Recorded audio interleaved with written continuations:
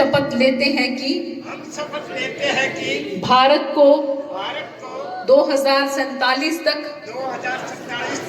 आत्मनिर्भर व विकसित राष्ट्र बनाने के सपने को साकार करेंगे। सबसे पहले तो मुझे इस बात की बड़ी खुशी है कि आज इस गांव में मुझे आने का सौभाग्य प्राप्त हुआ। शाह सतनामपुरा जो गांव है, कि जिस तरह से जो यहाँ की खूबियों के बारे में एक एक करके अभी हमारे भाई ने आपके लोगों के समक्ष रखा कि किस तरह से पूरे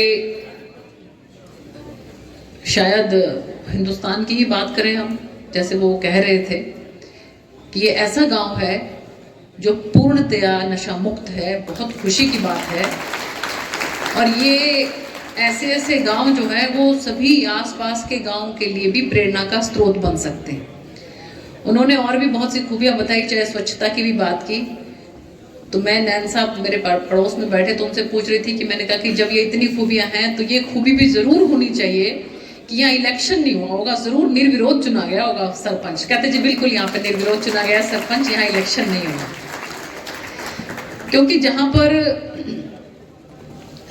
गुरु महाराज जी की जो अच्छी शिक्षाएं हैं उनका प्रचार प्रसार होता हो तो वो आगे उसका प्रचार प्रसार तभी हो सकता है कि जब कोई ना कोई ऐसा मॉडल गांव आप जो है दूसरों को अच्छी सीख तभी दे सकते हो कि जब आप खुद उसका पालन करते हो। तो ये गांव ने बहुत अच्छा उदाहरण सबके लिए प्रस्तुत किया है कि ये गांव खुद यहाँ पर बिना इलेक्शन के निर्विरोध सरपंच चुना गया। ये गांव 100% नशा मुक्त है। ये गांव 100% जो है स्वच्छता से चारों तरफ से सारोबार है। तो इसलिए जो सरकार है और इस तरह की जो संस्थाएं हैं जब वो आपस में मिलके काम करती हैं तभी हम ये उम्मीद कर सकते हैं कि हमारा देश जो है वो आगे बढ़ेगा और एक दिन विश्व गुरु कहलाएगा। सरकार की योजनाएं जो हैं जब तक धरातल पर ठीक तरीके से नहीं उतरती तब तक जो है वो फाइलों में ही बंद होके रह जाती है। और इस बात को बहुत बारीकी से अगर किसी ने नोटिस किया तो हमारे आदरणीय प्रधानमंत्री श्री नरेंद्र मोदी जी ने, इसीलिए उन्होंने ये कहा कि पूरे हिंदुस्तान के अंदर ये मोदी की गारंटी वाली गाड़ी जो है ये जाएगी और विकसित भारत संकल्प यात्रा हर गांव में करेगी।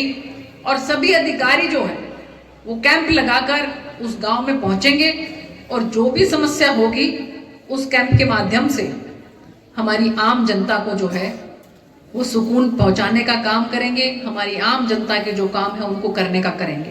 क्योंकि आप ये देखिए कि यहाँ पर जगह जगह पर जो है बोर्ड लगे हुए हैं जिसके अंदर आपको दिखाया गया है कि कौन सा विभाग जो है यहाँ पर क्या काम करेगा। तो पहले कोई समय होता था सरकारों के अंदर के एक आम आदमी जो है वो दफ्तरों के चक्कर काट काट के उसके जूते घिस जाते थे, लेकिन अब सरकार खुद आपके द्वार पे चल के आई है।